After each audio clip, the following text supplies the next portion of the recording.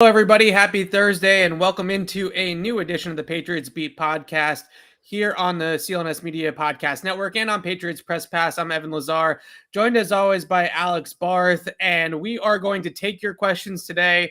So as we get some people in here, as we get some questions in the chat, we will discuss some of the latest buzz around the Patriots vacant offensive coaching staff. You don't even have to say coordinator anymore, Alex. You can just say the whole coaching staff is vacant right at the moment, and we can start there, and then we can talk whatever you guys want to talk about. This is essentially your agenda to set, so go ahead and drop those questions in the chat. We'll start the conversation here, though, Alex. I think what has spearheaded a lot of the talk this week about the Patriots offensive coaching staff was Mike Reese over the weekend in his notes column saying that he is hearing from league personnel that the Patriots and Bill Belichick could move Matt Patricia over to offense. So the Patriots in Reese's intel would have a former defensive coordinator and a former special teams coordinator running their offense.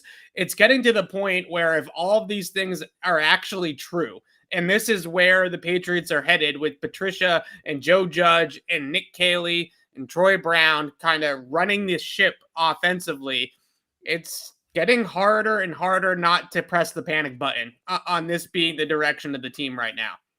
Yeah, so my colleague Scott Zolak at 98.5 laid this out today of what the coaching staff could look like. Excuse me. Nick Caley as being promoted from tight ends coach to quarterbacks coach and passing game coordinator. Joe Judge is the tight ends coach, co-running game coordinator. Matt Patricia is also a co-running game coordinator. He'd be the offensive line coach. And then you have Troy Brown coaching wide receivers. I just will throw out Matt Patricia's first jobs, plural, in New England. He was an offensive assistant in 2004 and then the assistant offensive line coach in 2005 before becoming the linebackers coach in 2006. So it's not like he's never coached offense, right? It's just been two decades. Yeah, I texted you about this yesterday, and if anybody in the chat has it, I really couldn't. I wasn't going to dedicate hours to searching. I probably could have tried harder, but I couldn't find it in my searching.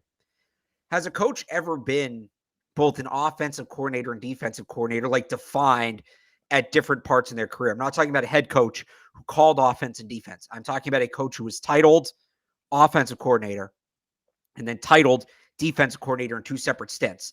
And that sounds alarming. Look, I think that it would be interesting. I think there's some unique advantages in that in terms of self-scouting point of view. A defensive coordinator is going to know better than a lifelong offensive coach what the other defensive coordinator is thinking. That's why the Patriots rotate their staff around so much. Josh McDaniels started on defense, right? Before he coached offense. That being said, like fully dedicated, I don't know how that would work. But if anybody's going to try that, if it hasn't happened before, and again, maybe it has, I couldn't find it, but feel free to correct me. If I'm wrong, I'm wrong. If anybody's going to try it, I would think it would be Bill. Yeah, it's funny because you always fall back on, this is Bill freaking Belichick we're talking about, right?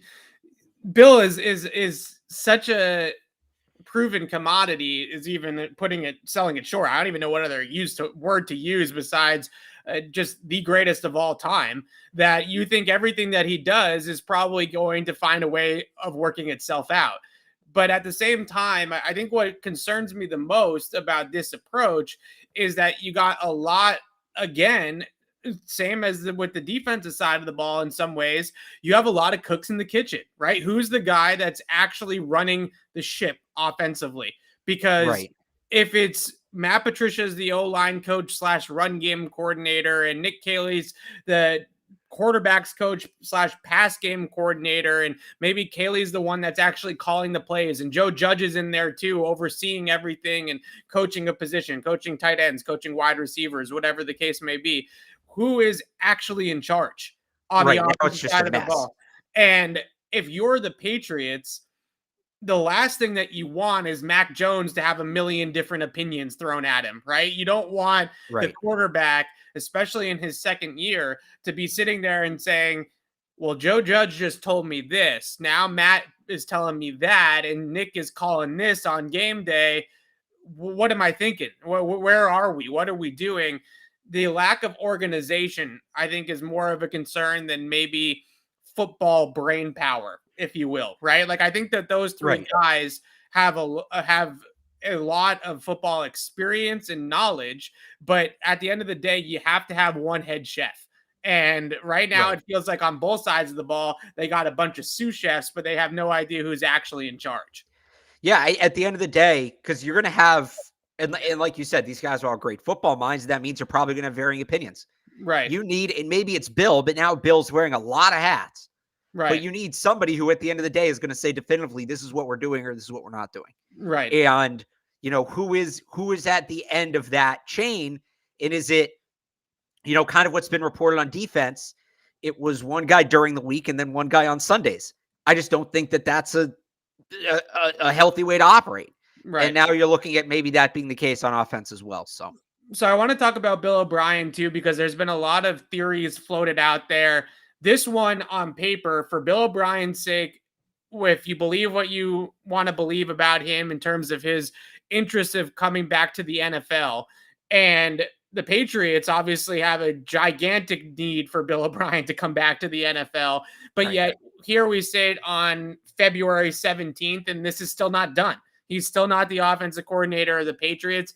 And according to Nick Saban, Saban is under the impression that he's coming back to Alabama. And there's really no... Nick Saban says a lot of things. Although for what it's worth, Scott Zolak said today that he was very specific about how he said it. He doesn't believe Bill O'Brien will be the offensive coordinator for the Patriots. Right. He's sort of, I don't want to put words in his mouth. He sort of emphasized offensive coordinator. So I can't think of any other role he would come back in. Me neither. Quarterbacks coach / associate head coach, maybe, or something like that, right? Is associate head coach over it would be coordinator? Like, I don't know. Right. I don't know either. From everything that I have gathered on Bill O'Brien, the impression that I get is that Bill Belichick has an unwritten rule that he doesn't like to poach coaches from other team staffs in general. And then you add onto that layer that it's poaching from his best friend in football, Nick Saban.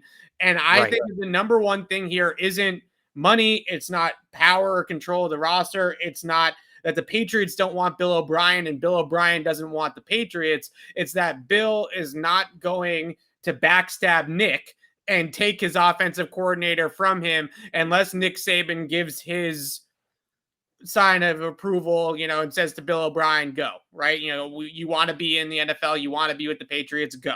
So until that happens, the Patriots are preparing for that not to happen, right? If in a couple weeks, in a month, Bill O'Brien and Nick Saban work something out and they're able to get over that hurdle, then the Patriots would welcome it with opening arms. But for now, they have to operate like it's not going to happen because there's no other options, right? There's really nothing else that they can do.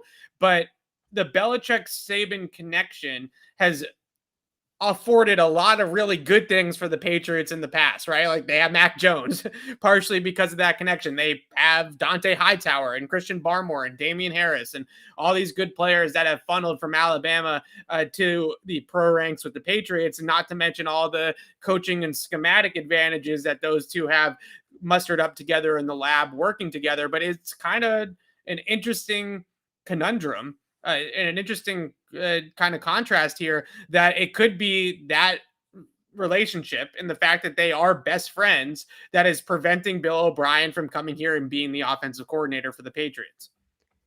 Yeah, and that there's nothing you can do at that point, right? You got to wait, I guess, for his contract to run out or whatever. But so I'll go back to sign a 2-year contract. So his contract runs out after this season. So if he so chooses, once he's a free agent, essentially in the coaching world, I guess he could potentially come back next year to the Patriots instead of this year. I would think, though, if Bryce Young wins another Heisman, and assuming he stays healthy, there's probably a pretty good chance that happens. Yeah. He's going to get some very, very lucrative head coaching offers in the college ranks. Yeah. So, if you really want Bill O'Brien to be the offensive coordinator of the Patriots, or at any point, you got to root hard against Alabama this year. I'll just throw that out there. But thank you. Somebody reiterated my point in the comments, and I think it's a good one. I'll just go back to it since we're having this conversation. At this point, outside of Bill O'Brien, I'm not too worried about the offensive coordinator. To me, somebody, whether it's Judge or Kaylee, and those feel like the two leaders in the clubhouse. I mean, maybe Matt Patricia. Somebody's going to call the plays at this point. Somebody's going to call the plays. And again, outside of O'Brien, I don't think the offense is going to change. I don't think naming or bringing in an offensive coordinator changes much at this point. To me, the biggest question staffing-wise the Patriots have to answer right now, or not right now, but in the coming weeks, is a dedicated quarterbacks coach. Yeah. And I think Nick Caley's a good football mind, but somebody who's done it before. Right. Somebody who knows what they're doing. You can't play, and not Adam Gase. You can't play games with, I have to throw that disclaimer on there because it's true. Yeah. You can't play games with Mac Jones development. You just can't do it. You just cannot do it, or we're going to be sitting here in November talking about Phil Dracovic. So I like Mac. I do, but it's the nature versus nurture thing. With all these quarterbacks, and we saw it plain as day this year more than any other year.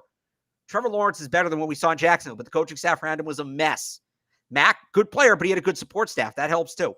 So I think getting somebody to work one-on-one with Mac Jones, and I've seen people say, bringing Hoyer back as the backup quarterback, maybe that's part of it, and that certainly would help.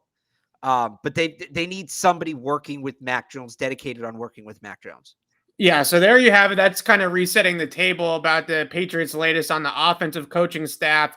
I heard those, I guess we can call them reports from Zolak. I know he always likes to throw things out there that his little birdies are telling him. I don't know what he wants us to call them, but we can call them reports about Bill O'Brien potentially being out. I wanted to bring up the Nick Saban, Bill Belichick thing because I think ultimately that's what's the biggest roadblock right now. And Bill O'Brien coming back to the Patriots has nothing to do with Bill O'Brien's lack of interest or the Patriots' lack of interest in Bill O'Brien, but more to do with the just coaching. I don't even know what the word is, just connections, right? And friendships and relationships. So that's the reset there. Dexter here can kick us off with this question, Alex, off the heels of what you were just talking about.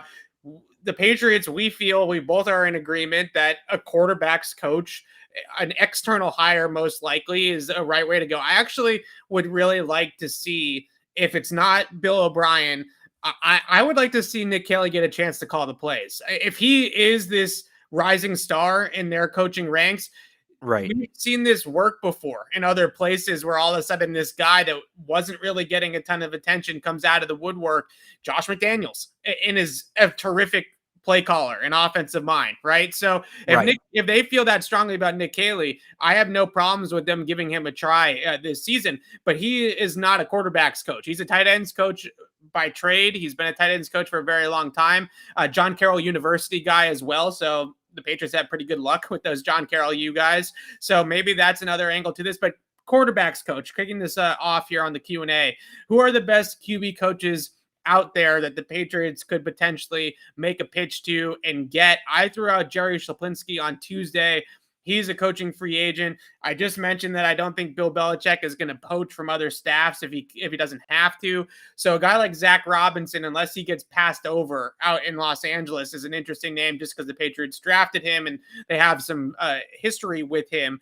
Sean McVay and Bill Belichick have a little bit of a relationship too. So I suppose if Zach Robinson's not McVay's guy to replace Kevin O'Connell, then maybe that could happen. But who are some other names, if there are any that you have? I know we don't have to go down the Adam Gase route again. That's really the only other one I can think of. So is there anybody else I'm not thinking of? Somebody in the comments brought it up on Tuesday, Josh McCown.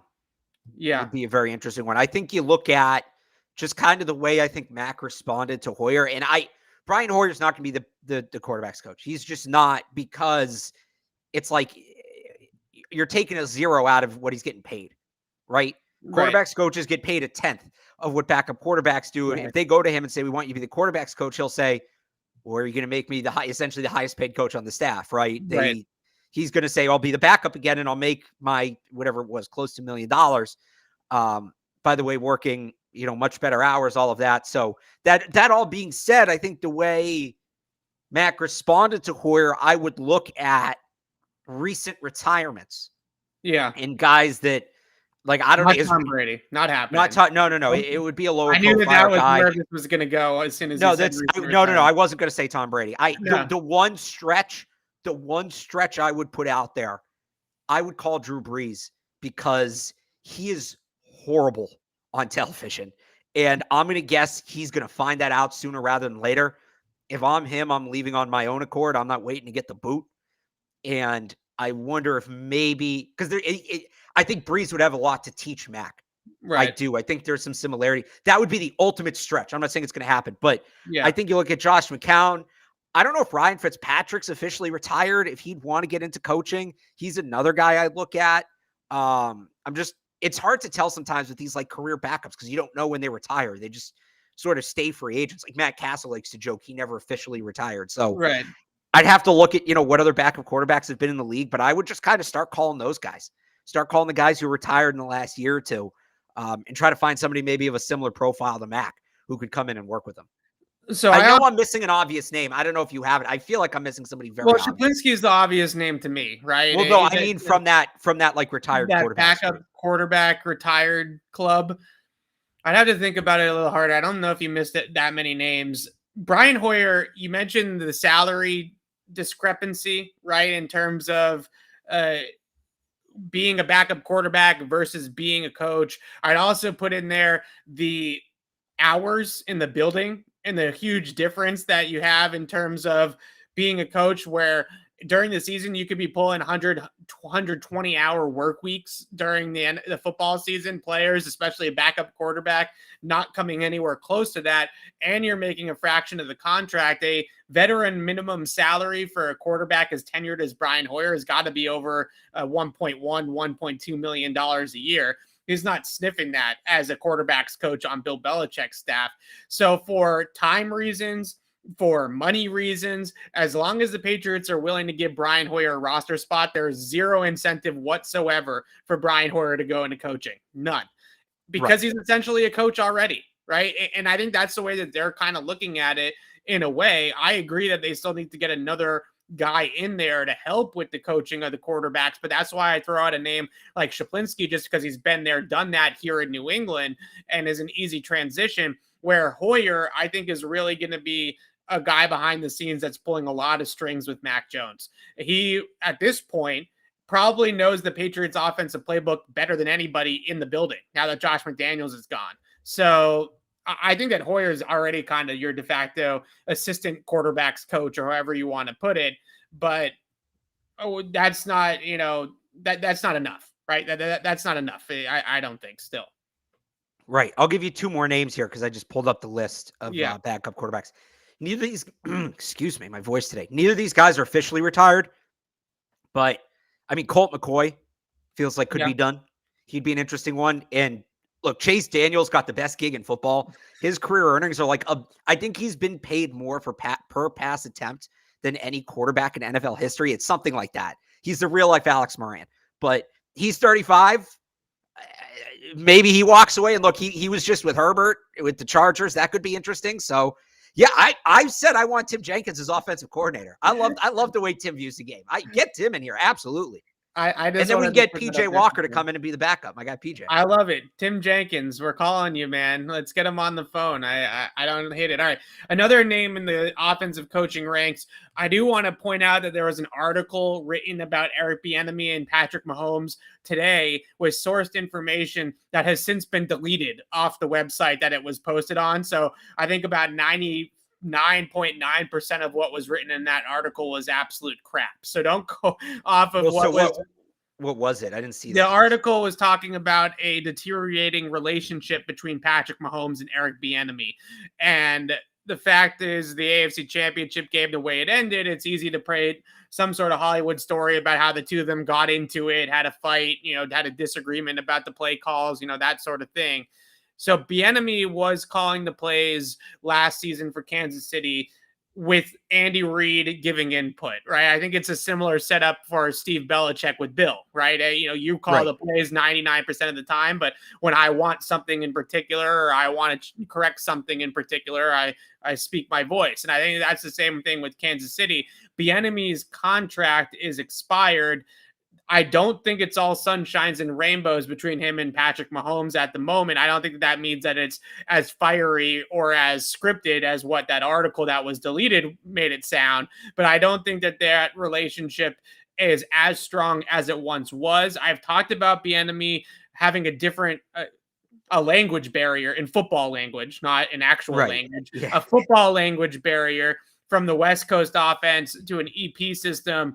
You're talking about an offense with West Coast concepts that will call plays by route, right? So they'll say Z slant, X this, Y that. The Patriots might call that play more conceptually, where they would use words to marry concepts so that the entire offense knows what they're doing. A very different play calling formula. So as much as I love Bieniemy, the football mind, and think that he could help the Patriots on that side of the ball, it would be a big learning curve for Bieniemy to then get himself used to and entrenched in the Patriots way of speaking from a football perspective. He's been with Andy Reid for a decade. I think he was with Andy Reid with the Eagles too. So that sounds right. Yeah. He's been with Andy Reid for a very, very long time and in a completely different offense. Completely unrelated, but you mentioned the unfound reports. I just want to bring this up. Did you see the Marquis Brown stuff that's going around? Yeah, the gaming stuff. If he retires, 3 years in to be a video game player? I mean, the top of that draft with him and Nikhil and then everybody else. Terrible. Unbelievable. Like, yeah. I look, as much as we rag on Nikhil, it's not like the Ravens got that pick right either. I just think that's unbelievable beyond Nikhil Harry and the Patriots, how that wide receiver draft played out. Produced decently well. I think he has 2,000-yard receiving seasons in his first 3 years. So he definitely had close to 1,000 last year too. And then if he walks away, fair point. But he's had 1,000-yard year. He had 580, 770, and he had 1,008 yards this past season. Okay, so he's getting better and better each year too. On top of that, so he is.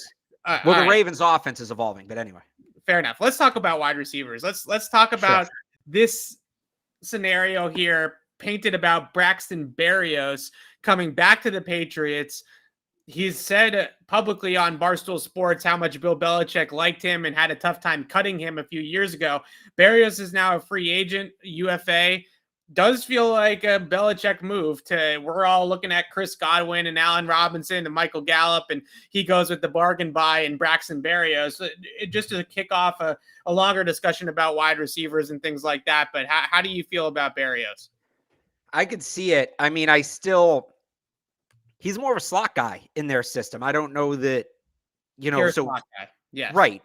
So he's splitting with Myers, and I don't hate the idea of getting somebody with a little more run after catch acumen to split time with Jacoby.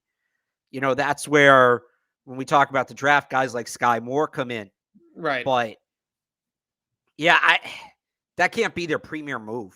That can't be, I don't hate the concept. And I think as much as I love Gunner, if you're going to keep him as that fifth wide receiver, I think getting more offensive production out of your fifth wide receiver is going to make a difference. Now, if they add, a Chris Godwin and then draft like a Wan'Dale Robinson, now you really don't need Gunner to play receiver. And Gunner is the better returner, so you probably stick with him there. I don't hate the move in a bubble. I just don't know that it's the best asset allocation, right? No. Okay, so you slightly upgraded Gunner as your fifth wide receiver, who's essentially your fourth or fifth wide receiver at this point. If they pay him short money, whatever, it's fine. I think Berrios is a good player, but he doesn't add what they need, right? And I think it's beyond just adding guys. They have a bunch of guys who play wide receiver the way they want wide receiver played. Jacoby Myers, Kendrick Bourne, right? They need to go get somebody who adds to that group, who adds another dynamic to that group. Berrios is a good player for what he is, but I don't think he adds anything that they don't have right now. Okay, so let's step it up a notch from Braxton Berrios, because I agree that he's just another wide receiver 3, maybe a wide receiver 4, and fits into that room as just another guy, like a lot of those guys in that room are.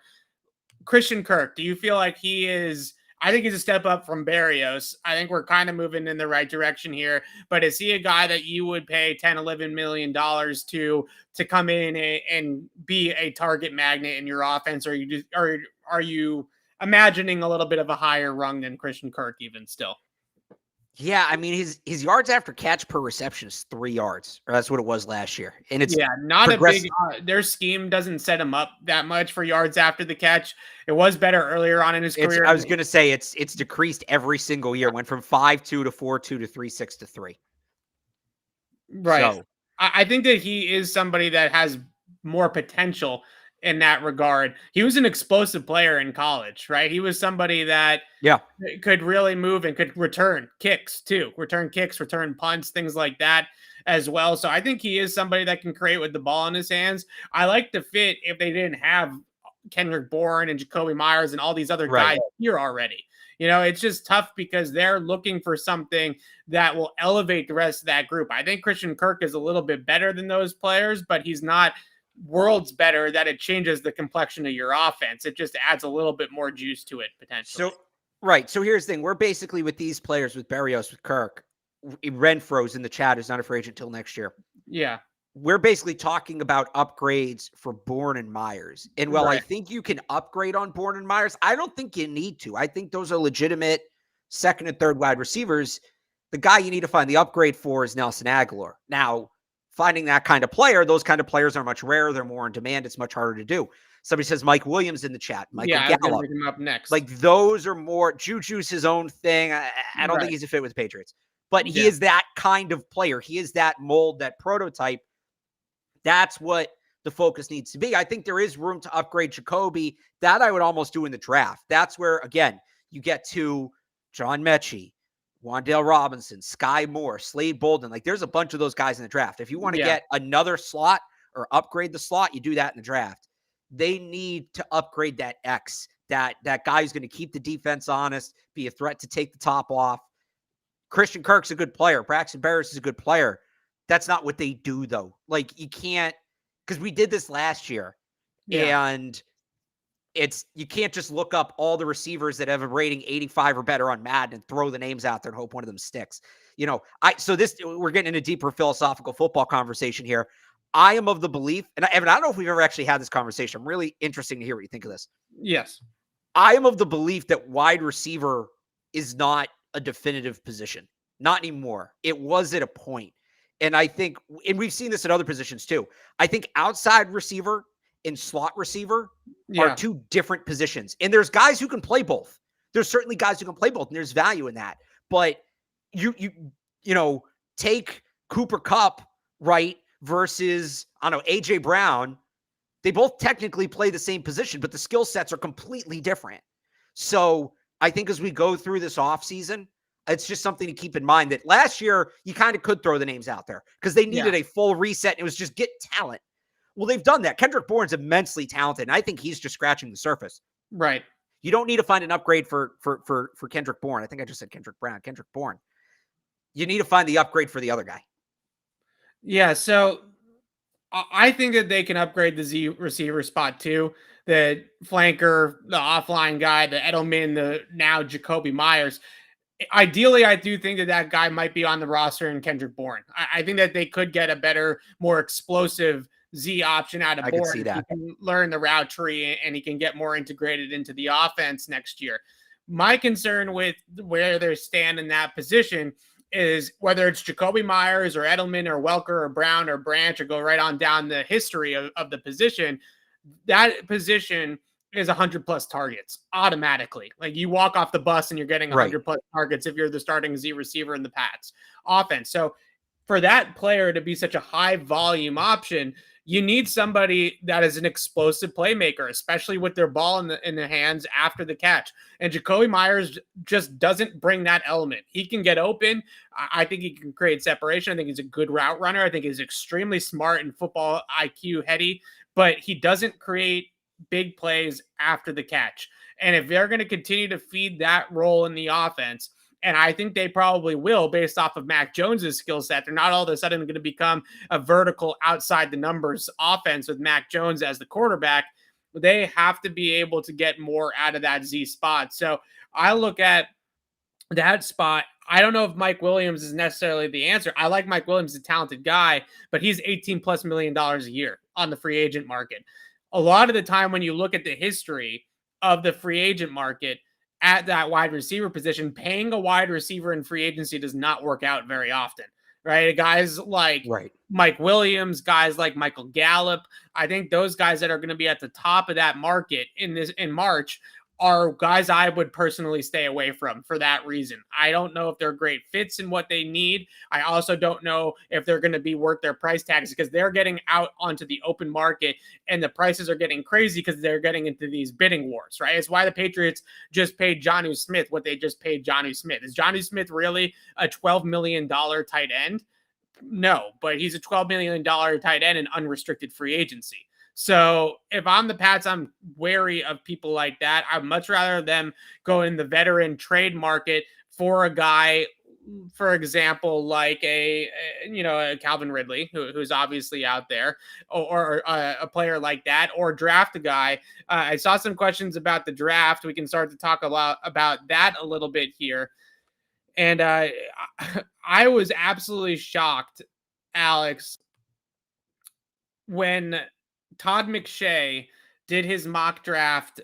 I don't know which version of it is, but it came out. It had to be one. He drafted Kyler Gordon, the cornerback from Washington, who is a talented guy. I think he's a good player, but he drafted him ahead of Chris Olave. He had the Patriots passing on Chris Olave, and I think they passed on Jameson Williams too to draft Kyler Gordon. If Chris Olave is there for the Pats in the first round at 21, I just have a really hard time envisioning how you can justify passing on a player of that caliber. I mean, he is everything that they need and more at that position. Pure route runner, explosive off the line of scrimmage, can run from multiple alignments, inside, outside, put him wherever you want. He is what they thought that they were hoping that they were going to get. And I think they wanted to draft Justin Jefferson. Right. I think that he would have been their pick if he had lasted to their pick. He goes to Minnesota the pick before they trade out of the pick. A couple years before that, Calvin Ridley was a question on the board, him versus Isaiah Wynn. They went with Isaiah Wynn. That seems to be like the golden goose that they've been chasing, are those explosive route running technicians like Jefferson, like Ridley. I think Olave fits exactly in that mold. Yeah, I haven't been talking a lot about Chris Olave just because I don't see how he's on the board at 21. Yeah. I just don't see how it happens. If he's there, and I've said this about Jordan Davis too, if he's there, he's the pick. I think Olave more so than Davis. Those would be the two guys if they fall, maybe could fall. Yeah, Olave is exactly what they need. You talk about getting more explosion out of that Z spot. I think that's Olave. Yeah, he's a really interesting prospect to me. I would assume that they're going to get to the combine if he does run at the combine, which I think he probably will. If he runs in the low 4.4s, then he's not going to be on the board, right? Which I think is what is probably going to end up happening. Is he's going to be one of those guys that runs us. He's fast on tape, but I don't know how fast. We have to find out how fast he truly is, right? And when he puts up a 4.41 or a 4.42, I think everybody's opinions on him are going to be like, all right, this is a top 20 player in this class, and he's going to be gone. We got to shout out our friends at LinkedIn here. Oh, now we got graphics on graphics and everything at the bottom of the screen. There we go. LinkedIn, LinkedIn.com/beat. It's a new year, but it's feeling harder than ever to find and hire the qualified people you need, especially for small businesses.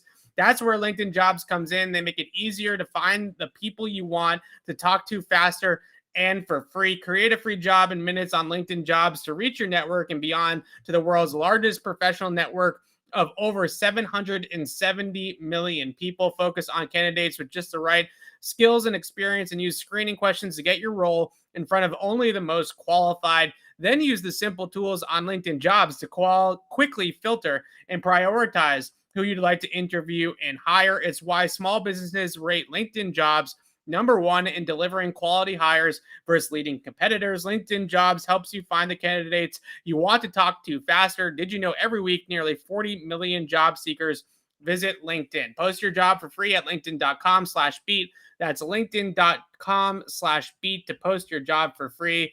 And now that we're through that, we can get into some more of these questions as the fire alarm decides to go off in my apartment building. Do you need to go? No, this happens like once a week. How loud is it? It's kind of loud, but if do you live on the ground floor at least? Yeah, the second floor. I'll be fine. Let's talk about some big-bodied wide receivers in this draft, Alex. Alex is very concerned. It's all right. Atlas will tell me if there's actually a fire. The Patriots did meet with some big body guys at the combine. At the Senior Bowl. Very distracting. At the Senior Bowl, Christian Watson, Romeo Doubs, another big body receiver that the Patriots met with. This is going to be all sorts of fun. Alex, why don't you take it from here? Christian Watson, I kind of like Christian Watson. I know that people are going to read his draft bio. They're going to see 6'3", 6'4". They're going to be super concerned. Oh boy, that's another N'Keal Harry, another Chad Jackson. But he's a smooth guy. He runs well. He's got loose hips. He can change directions. He can run with the football in his hands. He was a really fun study. Yeah, why don't you mute yourself too while I'm talking here? Watson to me isn't really N'Keal because he's got like a reported 4.41, 4.42, something like that. He ran at school, so no, he's a burner. The thing with Watson and both guys they talked to at the Senior Bowl are pretty similar. It was Watson and then Romeo Doubs of Nevada. They're either deep threats or screen guys. Either get the ball in their hands at the line of scrimmage and let them create with the ball in their hands. You send them down the field. Doubs is 6'2", Watson 6'5", and they're both very, very good jump ball receivers with speed, right? So they're true legitimate deep threats. There's just not much in the intermediate game. Doubs a little more polished than Watson. He's a projected 3rd round pick right now. Watson is 4th to 5th. But that's kind of, you talk about adding a dynamic the Patriots don't have. They have a lot of good intermediate receivers. Jacoby Myers, Kendrick Bourne, Hunter Henry. So adding a guy that's kind of all or nothing, right? Either take the screen at the line of scrimmage or run a go. They don't have a guy like that. So, I think they're both Doubs and Watson are worth watching. They're both guys that you're going to need to watch at the combine. Pro days are going to be interesting. Like, look, Watson's still pretty raw. And just as a receiver in general, Doubs is better. He's got better hands. But I don't know that he's quite the route run. He's a good route runner. I don't know that he's quite the route runner they'll want him to be right away. But those guys are both players to watch. So like in my mock that I did, 985thesportsup.com, you can find it. It's actually my pinned tweet as well right now. So I had them taking John Mechie and then taking Doubs. And that, I think, is where you look at those guys, where if they draft a Chris Olave, if they draft John Mechie, if they go out, they sign Chris Godwin, then adding that guy as a complementary piece is a really good move. I don't know that either one of those guys is the guy you draft outright as like the answer. And as for Treylon Burks, it's the nature versus nurture thing. I think Burks has a lot of fascinating upside, but we just saw them go through this with N'Keal Harry. Can they develop that prototype of wide receiver? Well, they couldn't do it last time around, and now the coaching staff is kind of on rocky footing. I don't trust them to get the most out of him as opposed to a guy like Olave, even a guy like Jahan Dotson, who I just think is more their kind of player and they would just be able to work with better. Okay, so this fire alarm is not stopping, so I'm just going to power through it here for a second. Christian Watson, you mentioned a lot of really good things about him. The one thing I wanted to add to it was I watched him at North Dakota State. They used him out of the backfield. Like, this is a player that they handed the ball off to in a running back role. Now, I'm not saying he's Deebo Samuel. I'm not saying he's going to carry the ball 10, 15 times a year, but he literally was taking handoffs, right? And that was really impressive. The other thing that I would mention about this group, Treylon Burks, really, really concerns me with the Patriots for a lot of reasons. The main reason being, I don't want to get all analytical on you, Alex, but I'm going to do it here for a second. His average depth of target was below 10 yards at the college level. Everything that he did was either over the top or it was at the line of scrimmage, right? And when that is the case, you have concerns, right? You worry about his ability to develop the rest of his route tree. He is a really explosive player. I don't think he's a lot faster and more explosive than somebody like N'Keal Harry, but it's not quite as much as I would like to see in terms of his route running ability. I think he's the guy that's going to win on screens and scheme touches behind the line of scrimmage or verticals down the field. And I think that they've already struck out on enough of those guys. I would agree. This show's completely off the rails. I would agree on that. We're going to power through it. All right. We're going to do this. I thought it went away. No. This is going to go on for a little while. All right. Chase Winovich. I think this is a good question. Do they trade Chase Winovich? Can they find a partner for to trade Chase Winovich to? I think is probably a better question. But I do think at this point for Chase, for the Patriots, it's probably in their best interest to move on, right? I don't think he's a fit here. And I think maybe there's a better opportunity for him elsewhere and vice versa. Yeah, we've talked about it. Part of the problem with they draft all these edge guys, they don't play. They just don't. They've been stuck behind Vinoy and Judon, and last year stuck behind John Simon. And you got to play players to develop them. That's the reality of it. Winovich is somebody who fits in that category. Josh Uche is somebody who fits in that category. I kind of thought, even before they took him last year, Ronnie Perkins was kind of a redshirt sort of player. But now in year 2, you got to play him. You got to have reps for him. So you have this logjam. You got to start thinning it out. I think there would be some value in Chase Winovich. I think he's shown enough that you could get something for him. Maybe an early day 3 pick, something like that. Look, they don't have a ton of picks this year. They only have 6 picks. So I could see them exploring something like that. I am interested to see what Ronnie Perkins can do. And I think they need to be interested in what Ronnie Perkins can do too. I don't think you can just sit him on the bench. Again, like you have with Uche and Winovich, I think you got to put him out there and see what he can do. Yeah, we're at the point here with these day 2 linebacker picks, whether they're on the ball linebackers, outside linebackers, or inside linebackers. You have Uche, Jennings, McGrone, Ronnie. McGrone's different. He's hurt. Right, but you know what I'm saying, right? Like at some point you got to get these guys on the field and see what they can do. And I think that Chase Winovich is in that same category, but maybe they've already seen what he can do. He's decent amount already in the Patriots system. I'm not sure if he's the answer here, but Mike Reese threw this out here today as an analysis on ESPN. What gives with these day 2 guys, right? Why are these we're talking about 2 of them here in Winovich and Ronnie Perkins. Is it development? Is it talent evaluation and player development combined?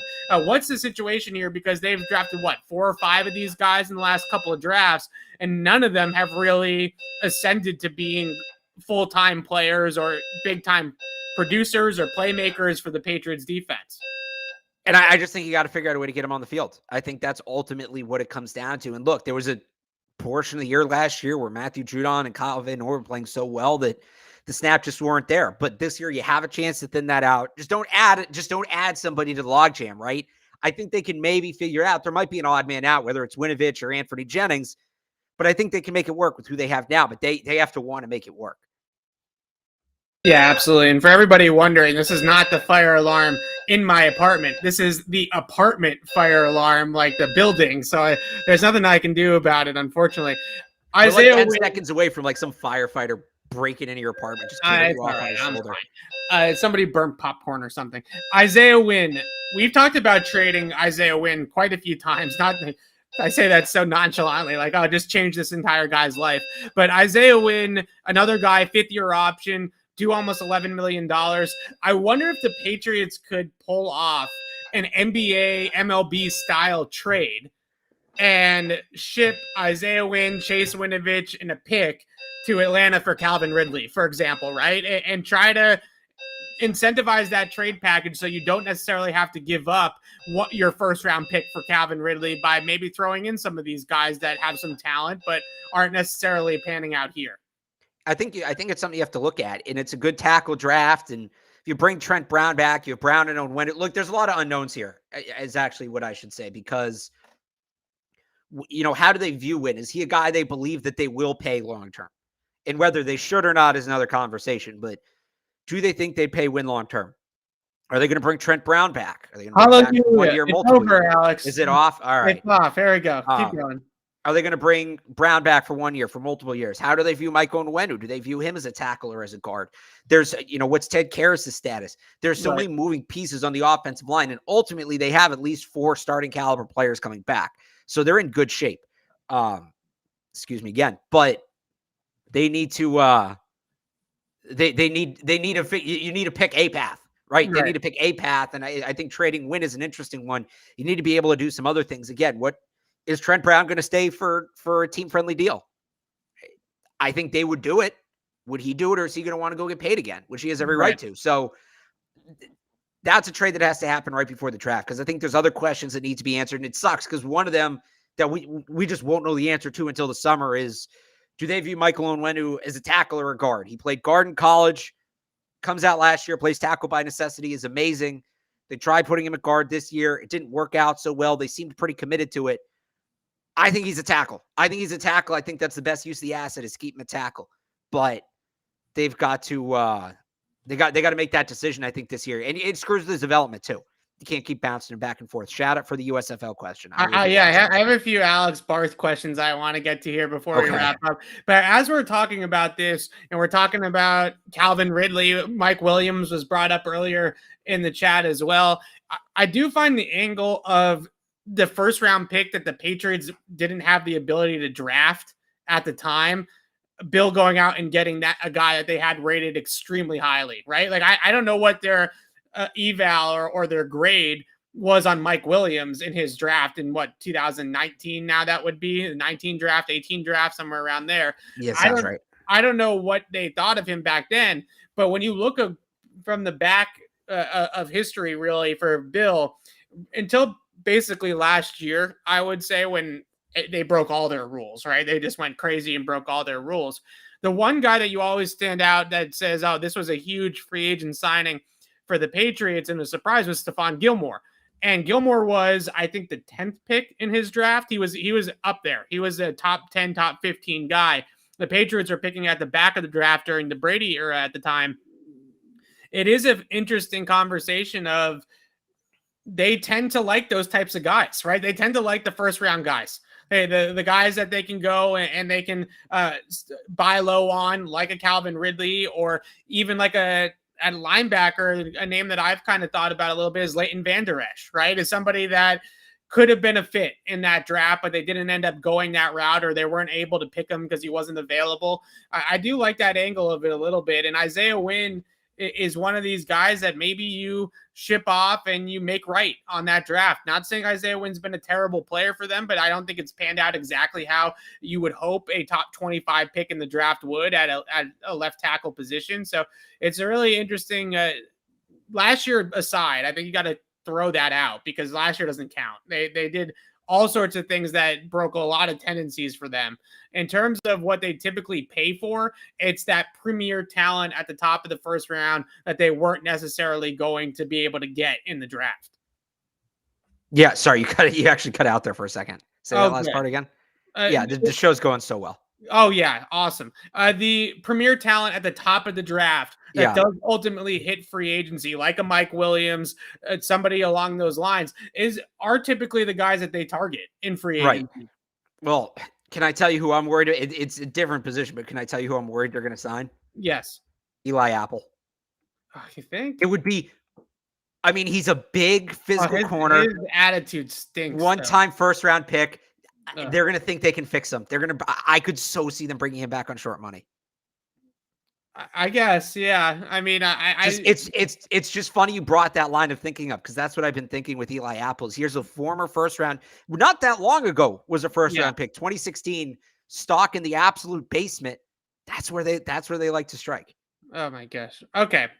This is the Alex Barth question of the entire draft cycle for 2020. It might be of the entire off season. I know what you're going with this. The entire off season, the entire draft, the entirety of his Patriots coverage on 98.5 thesportshub.com is going to be surrounded by this question, Alex. Will the Patriots trade Jake Bailey and draft Matt Ariza at punter?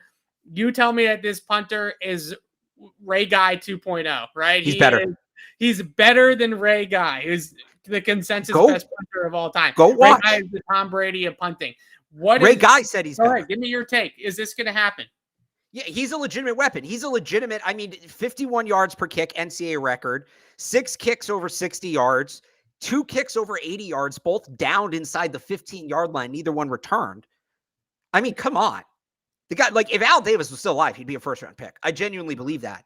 And Evan, have you even just watched him? Not even like tape, just highlights? I've seen on my Twitter feed. I've definitely seen some Matt Ariza bombs. Yes. So you understand, like, this isn't another punting prospect. This guy is different.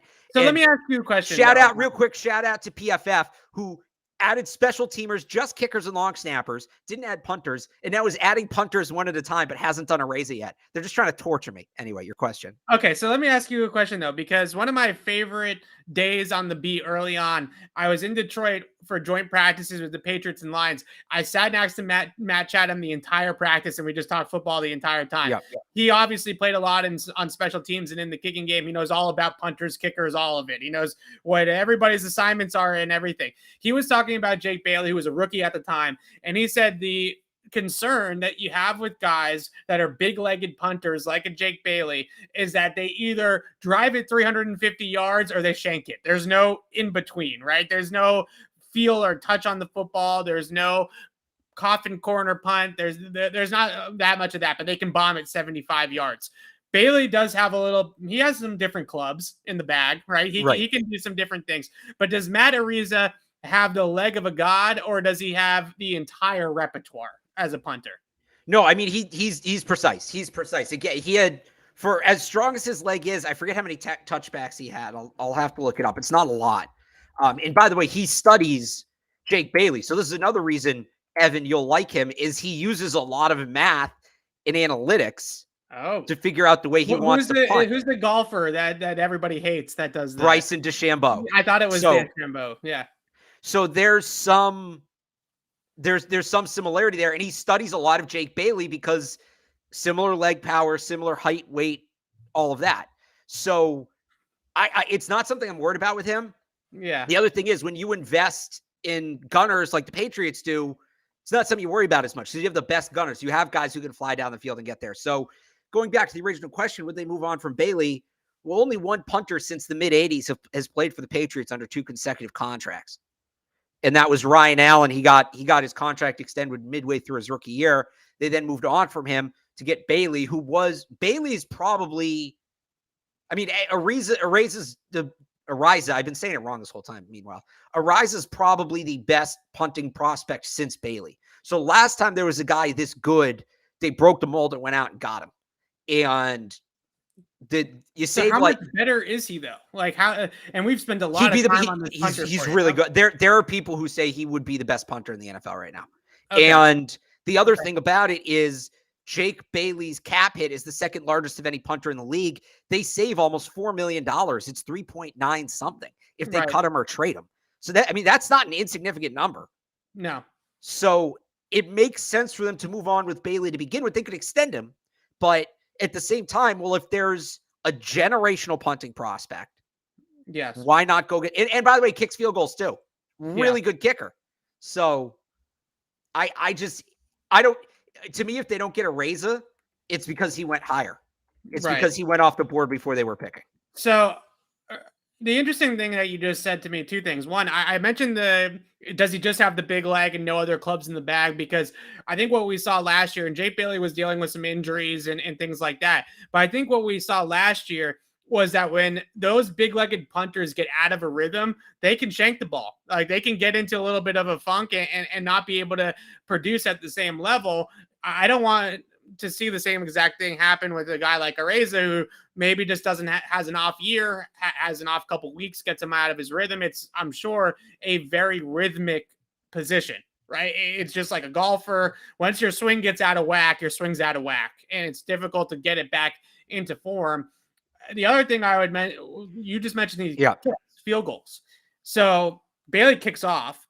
I'm sure Ariza could do that too. Yeah, he kicked How off good for of a San field Diego goal State. kicker are we talking? Because I think in a dream world now, punters hold nowadays, right? Because of the rules in practice, in the limited practice amount of practice time, they have punters hold. So Ariza can't hold for himself.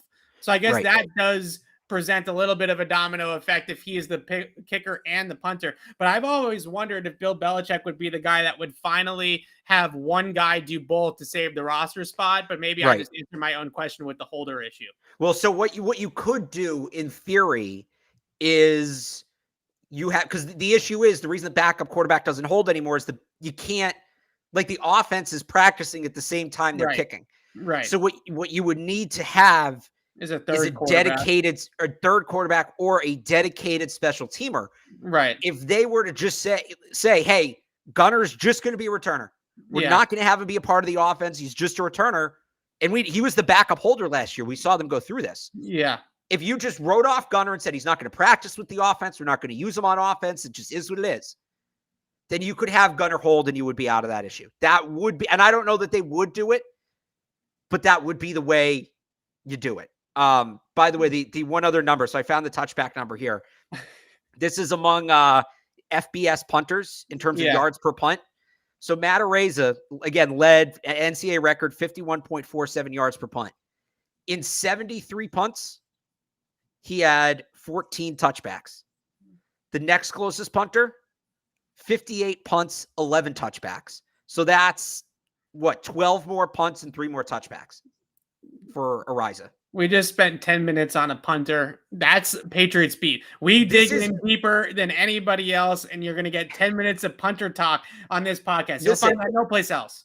There are people in the kicking community who believe the way, because so Ariza was a soccer player, didn't want to play football, became a field goal kicker. He only started punting last year. And so he's self-taught. And again, the way he did it was studying Jake Bailey and using a lot of math to figure out the most efficient way to kick the ball. There's people in the kicking community who believe this is the future of how punters will develop. Okay. Like people who think he's legitimately going to change the game. So you like the analytics. I like the punting. I think this is the guy. I think this is the guy that this is a perfect guy for both of us. We can agree on both sides of it in the last 10 minutes. Right. Okay. A couple of things to end here. Also, Alex, you mentioned this to me today when we were texting about it. You were very disappointed that Ariza was not added to the PFF mock draft simulator. Somebody in the chat is saying that he is now added. I'm checking right now. Check and see if that's the case. I'll bring up this question about Dante Fowler. I don't like Dante Fowler necessarily for the Patriots, but I want to talk about this in general from this rush linebacker perspective, because yesterday, I think it was yesterday, ESPN published an article about free agency. Your boy's on the mock draft simulator now. And by the way, they have him ranked 159. There you go. So that would be fifth round. Fourth round, yeah. Yeah. So there we go. Yeah. Okay, so the PFF mock now. Dante Fowler is now a free agent. He was released by Atlanta. I don't love the fit for him here. But ESPN also mentioned Chandler Jones as a potential Patriot target in free agency, a Kyle Van Noy situation, or, whatever comparison you want to use, bringing him back now. I find it interesting that they mentioned Chandler Jones. The Patriots already have a rush linebacker. His name's Matthew Judon. They have a couple of backup rush linebackers too. Josh Uche, Chase Winovich, those types of guys. It doesn't seem to me like players like Fowler and Chandler Jones, are you going to play two of those guys at the same time on either end of the line? Yeah, you can rush the passer really effectively. I don't think you're going to be so disciplined or so great against the run, but you might rack up sack totals with both those guys as bookend edge rushers. But how do you feel about Fowler? How do you feel about a reunion with Chandler Jones? Again, I don't know if they have a spot for those guys, given the fact that Judon is going to play a ton. Yeah, so it would be really fun if you had Matt Judon coming off one edge and Chandler Jones coming off the other. That's just they've never schemed it that way. One guy's the third and 11, right? Situation like that. But is Chandler Jones coming here to play situationally? Is Matthew Judon going to take a decreased situational role? They don't really have much of an offense for those two guys on a defense for those two guys on the field at the same time, because they like to have one guy's pass rusher, the other guy's going to set the edge and help against the run. That's Judon and Van Noy, right? So it would be fun. It's just they'd have to rework their entire defense to make it happen. And they're not going to pay Chandler Jones what they need to pay him to rework their entire defensive system to put him on. I just don't see it. It'd be fun. It would be fun, but it's not schematically how it works. So when Matthew Judon was doing his press tour during Super Bowl week, he was on Felger and Maz. He was on a couple of different programs here locally. Everybody was prying him on the coaching staff, right? What's the situation between Gerard Mayo and Steve Belichick? Do you guys like those two guys? Do you guys know who's in charge? Those types of things. But I thought the most interesting thing that he said was once things started to unravel for the Patriots at the end of last year, that guys were out for themselves. They just went out there and tried to make plays, right? And tried to kind of leave the scheme and take over because they just wanted to turn the tide. I think he was talking about himself, quite frankly, right? Because we talked about this a lot on the podcast, that Matthew Judon towards the end of the season was kind of out for his, right? He was going out there just to try to get sacks. He was running the arc. He was running past quarterbacks. He was letting go of the edge. When they're undisciplined in this Bill Belichick scheme out on the edge, the whole thing comes crumbling down. It's such a big part of the way that they rush the passer, defend the run. All of it is setting a firm edge, being disciplined out there. You add guys like Dante Fowler and Chandler Jones, and with Matthew Judon, you're going to have a lot of guys ending up 10, 11 yards past, running past the quarterback, right? Right. And that's not what they want. That's not what they want. They need somebody, whether it's Kyle Van Noy coming back and having a strong season, a draft pick like Ronnie Perkins emerging. They need somebody on the other side of Judon that's going to set a strong side edge. It's going to be able to do it. Kyle Van Noy actually did it pretty consistently for most of the year last year. Obviously, everybody kind of let go of the rope late in the season, but for the first 10, 11, 12 games, Van Noy was pretty solid. I think that he could add something, but he could also add $4 million in cap space if they release him. So that's another one that we can talk about. Let's end it there. We talked a lot about Matt Ariza for Alex. He got him on his PFF mock draft simulator. So now he's just going to take him in every single mock draft under the sun that he does moving forward. I usually have a rule on my mock drafts because I think it's all about learning what players are on the board where. Right. I usually have a rule in my mock drafts. I don't take a player twice. In 2 separate mock drafts in an offseason. Yeah. I might break that rule this year. I really might. Is that good? Yes, I did fight through the fire alarm for about 15 minutes in this podcast. We got through it, though. We did it. And we will be back on Tuesday. We're going to talk some more about the same things that we're talking about. Hopefully, we'll have some new information and be able to bring you guys some new info on the Patriots offensive coordinator, offensive coaching staff situation, free agent targets, draft targets. And then we're going to do mock drafts here soon. We're hoping that PFF, now that they have Ariza on there, maybe Alex, we can finally start to do a mock draft next week. Well, the issue is figuring out the comp picks, and they have the Sony Michel trade weird. They have it because remember originally it was like a conditional 5th based on a comp pick, and then the league said you can't do that, and they had to rework it. Right. So they need to update. They still have it based on the original conditional pick. They need to update that. Okay, once they do that, we're good to go. Yeah, the pick order is difficult right now, especially without the comp picks. You don't really know. Now we got to see if they added Christian Watson.